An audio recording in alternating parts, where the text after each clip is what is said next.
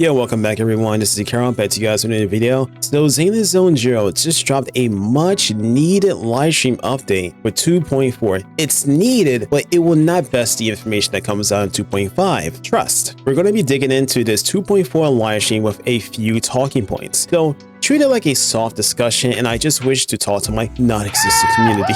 okay, I had to toss that in there. Just for fun, I don't care who listens to this. But yes, I want to have this discussion, or at least put it out there for anyone who wants to relate to someone and just have a discussion with people in the comments if they choose to show up. All right, so we are jumping in with the 2.4 live stream trailer itself. This is pretty much the ending of the season, season 2. We ended season 1 with 1.4 with Miyabi and the Justin Bringa issue. Now we have the Sarah issue, or at least the Sarah plus Ye Shunguang issue. So the chances of Sarah being killed due to it being the finale, I think the chances are up there. It's like high but not guaranteed, because once we eliminate that person, who will be the next enemy? They have yet set this up. But I do feel like there's a potential chance that Ye Shunguang may be dying himself. Ye Shunguang joined Sarah to save his sister. You know, the new black drip, it's a fantastic touch. I really do hope this character potentially becomes a playable character. Yes, I dissed him when I first see him because he looked like an NPC. He looked boring, not too interesting, just like Banyue, who, I'm sorry, like, we don't get to see much of their background. But if Ye Shunguang, I'm just gonna call it Shushan. Oh my god, so Shuyuan. Oh my god, Shiyuan. I'm gonna call it Shiyuan. Shiyuan can be a playable character, please. We missed the chance with Exaltist, but this guy can be a playable character. It is ulti into this black form. The black drip is nice. I like it. The touch, man, yo. Motherfucker is Tachi Uchiha, the night of the night that Uchiha Can was like slaying and shit. So he also seems to be corrupted in this trailer. He has a renegade from Naruto, since we saw Naruto, so chances of him dying kind of just goes up a little bit. Ye Shunguang unleashes the power of the Qingming Sword in an alternative fox form. We kind of had this like last year with Fei Zhao, so like the white hair and the fox, but she don't got a fox spirit. She is a fox spirit, but she also has the power of unlimited blade works. Yes, it seems like hoyoverse is continuing the Fate collab without Ren, but we're still gonna have Archer in this game, but recolored as a remodeled as a female. It's a great ability, but we knew it was going to happen. A lot of us had speculation of her having a Qingming Sword, but you know, we can't really come to a conclusion. But I guess it was in a sealed form. There's also no presence of Ye Shunguang in the trailer. I assume she's gonna pull some Zhongli bullshit when Zhao was supposed to die in Genshin, saver than anyone else. It would have been the perfect touch to the story. But I feel like she's gonna come in, they're gonna hit the Superman button, Yixuan's gonna save the day with a bird or something like that. But if she doesn't show up in this, okay, cool, great, let the other characters breathe, because Yixuan, I feel like, kind of was like a failed product. They hyped her up, but they really she's really boring. She doesn't do nothing. She's too strong. She's a Superman and everyone else is the Batman. They did go over some story related stuff to Ye Shunguang, like she was exiled by Yixuan because, well, she does have the Qingming Sword, she has the power, and well, Yixuan did seal the sword itself, while she's also trying to figure out a way to kind of eliminate the power so no one else faces the same consequences as Yixuan, which is Yixuan's sister. Just like any other character out there, appearance fade away to miasma, the events of 10 years ago, you know, the fall arrow dude, the old capital, adopted by Young Koi Summit, just like Yixuan and Yijing, and yes, she got the sword. Now there is a little teaser with Dialyn. Dialyn is potentially an angel of delusion, but perhaps retired because she went to Crumpus. She may be a double agent, but in the poster of them saying like, okay, we're gonna have trailers coming out soon, you see her with a microphone and you see her with wings on her back. This is potentially the first angels of delusion, the VTubers, whoever it is, we're gonna play as. Pretty cool. That'd be pretty nice if so. So Dialyn is going to be a physical stunner, rock, paper, scissors based attacks, operates on 2 meters, the customer complaints and the positive reviews. So negative and a positive depending how you play the character. With customer complaints, she causes chain attacks, but will summon the next squad mate who automatically uses their ultimate But with their demonstration, it seemed like Yixuan already had her ultimate. I kind of thought like, oh, it was automatically activated. It'll be kind of broken, honestly. But I guess that's cool and a new way to play it. I guess without canceling if you don't want to, or use the Yixuan tech, which is pretty cool. So failure to cause chain attacks because of plans will drain positive reviews meter. I believe the positive review meter is when you get bonus damage with some of her attacks, depending on how you fill it up. But you need a rupture or attack character for that mechanic, I believe. Or is that the overwhelming positive effects about that? I think that one's when you have the actual characters needed, squad mates, to get that buff for the entire squad. They kind of like rambled on a little bit here and there, but I feel like if I get my hands on the character, I understand a little more and whatnot. They kind of show it this and that. Up next we have Banyue. He is a fire rupture character. Yep, rest in peace, Monito. But Monito was a good introduction to rupture if you don't have Yixuan, but they waited so long to release this character. It would be nice if he was in like 2.1 or 2.0. It would be really nice, but he had to sell Yixuan, of course. Banyue, to me in the story, he reminded me of like All Might, but when you listen to him speak, and I was in the comments, I was like a little earlier, I was like, you know what? He does sound like Piccolo. Now, if you are, in America, you have English VAs, Christopher Sabat, who voiced Piccolo, Vegeta, and Kurobara from Yu Hakusho, as well as various other characters. This guy sounds like him. Now, if Christopher Sabat was the one doing this, oh my god, everyone's childhood dreams. Oh my god, it was a great time in anime. Great time back in the day before anime became like really mainstream, just like a real sheltered thing that you got bullied for. So what I like about Banyue is that he's pretty much a fighting game character. Now, fighting game characters come with a long list of moves and techniques, which I originally wanted for Zenless Zone Zero. When you look at the moveset, it's pretty like shallow. And I did want to make a video about something like this, but I do want to make a separate video about Banyue. But it's like timing your attacks, timing your techniques, EX attacks, and this and that. The vulnerability state, speed up animations, iframes, frame data. There you go, frame data. All that stuff is going to come into play. And if you do the manual activation attacks correctly, he will gain stats of yidhari, which boosts his overall damage. I guess he goes in the forearm state of that. He goes to forearm state without the alt, at least from what I've seen. But I do want to talk about this in a different video, maybe in the next video or so, depending how I feel, because, I say so, but I kind of follow up a little later. Phase 1 is going to be Dialyn and Hugo. I really thought Banyue would be the first one, but I didn't know how complaints work with male characters and someone feeling kind of sheltered. Everyone's biggest complaint was, as soon as they dropped Monito, they previewed Banyue. So it's like he got cucked immediately as soon as he dropped. But Dialyn and Hugo, they're pairing them up together because I believe I missed out some information, is that Dialyn does extend the stun duration. I believe I missed that. I kind of look over my bullet points here as I'm talking a little bit, so that's why I kind of seem a little focused this time. So they're gonna pair them up. Usually I don't have Hugo, but I did pull for lighter at the time when Hugo came out because I was building towards getting Hugo, but he took so long to come out, so I was like, he kind of got like phased out of the meta a little bit, but he could still play, but you got to have Lakin and Lighter as the best teams. So Dialyn's going to come into play with Hugo. I don't know how to play him, but he does look pretty cool. Pretty much, E attack and stun meter, and then uses alt, and then boom, the stun kind of resets, but like at a certain percentage. And then the second phase will be Banyue and Ellen. The ice meta is here, okay? The ice meta is here. If you pull for yidhari, you're probably going to have some regrets here. The ice meta is going to be here. Yidhari was a clear sign that ice meta will be here in the fire meta because Banyue and Monito, these characters came around the same time. It's going to happen.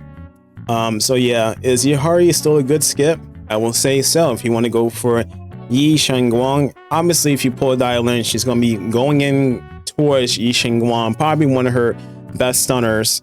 And of course, seeing Banyue is potentially a prime example of, I should probably save for this character who will be like the next Void Hunter like level character, Miyabi and Yixuan. Even though Yixuan didn't accept the title, she kind of put it on hold. They could put it on hold if they want to. This character should be crazier than Miyabi. Miyabi is pretty straightforward. Banyue is more complex. Yixuan has a little bit of abilities in there. I'm like, oh, okay, this is pretty cool. She has more of a moveset than other characters because it's just one-dimensional. He's like multi-dimensional, depending how you want to play. I will also say this. You guys should prepare for a Yixuan rerun, Sambi rerun, that's the Ambi, you know, Civil Soldier Ambi, and a Miyabi rerun in collection with Ye Shunguang banner for maximum profits for the company. Yes, the company is going to go ahead and pull this move. I was assuming that Ye Shunguang will be coming out on Chinese New Year to kind of celebrate it, and then they'll probably use it for, like, you know, I'm not sure when Golden Week starts, but it, you know, they're going to be going crazy. They're going to big banners, big characters. You might want to save it for this if you're like a free to play.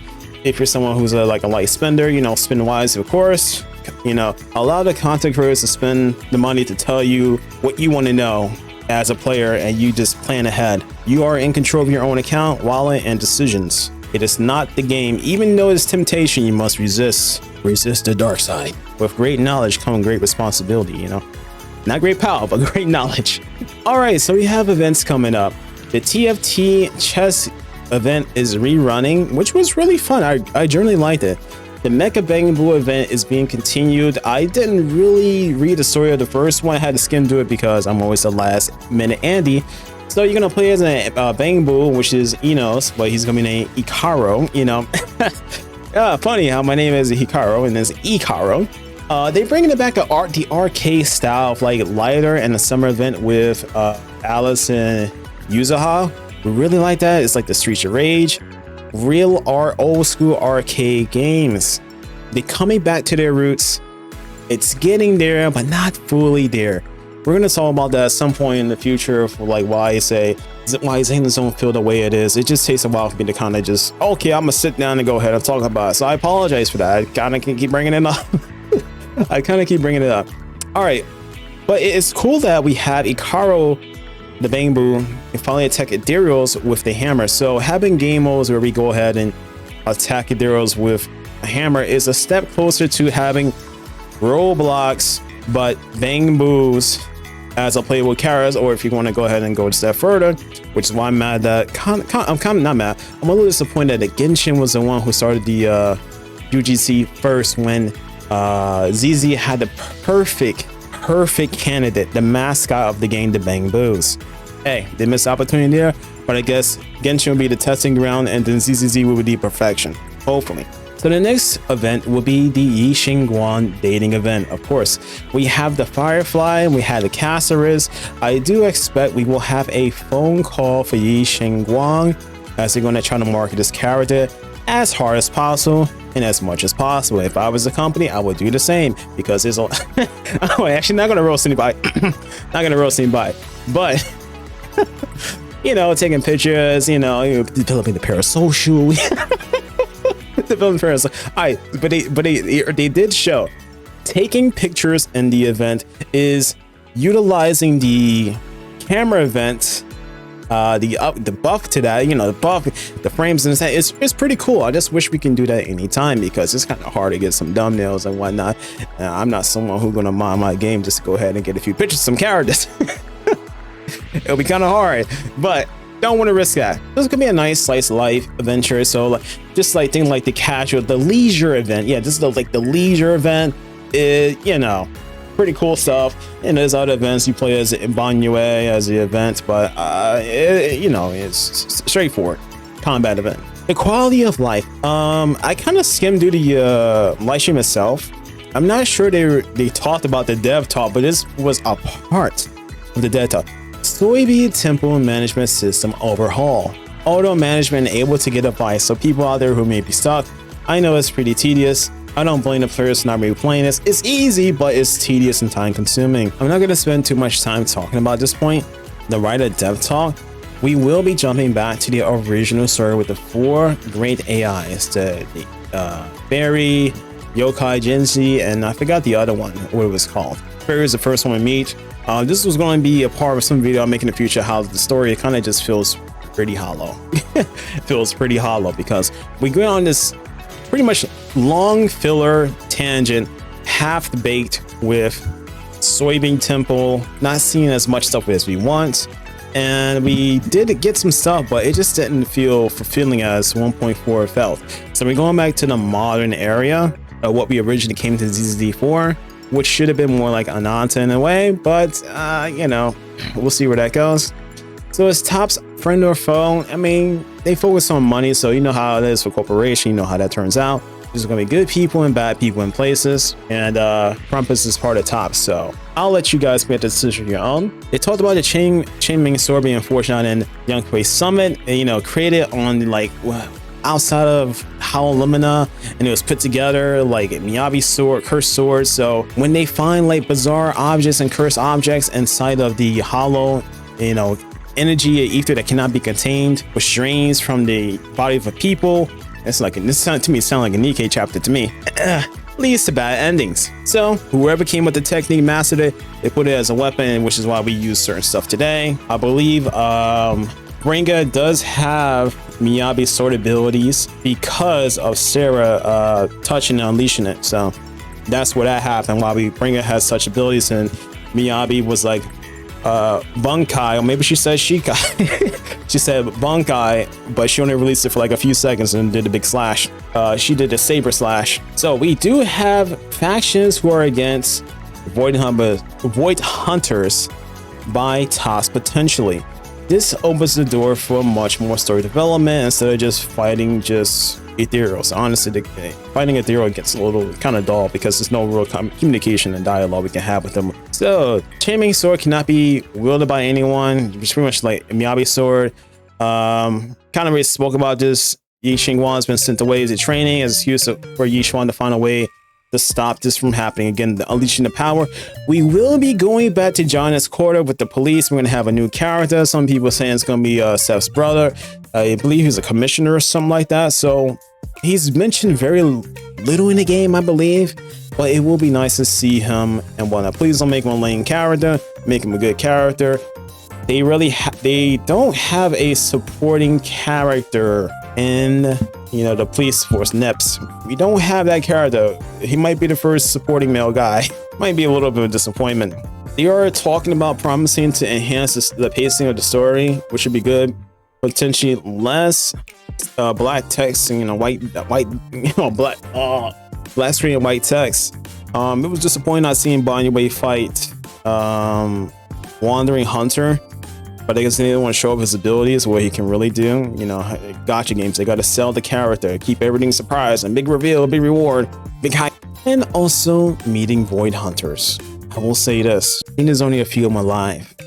But we'll talk about that in the next video. Maybe a video in the future, not next video, a video in the future.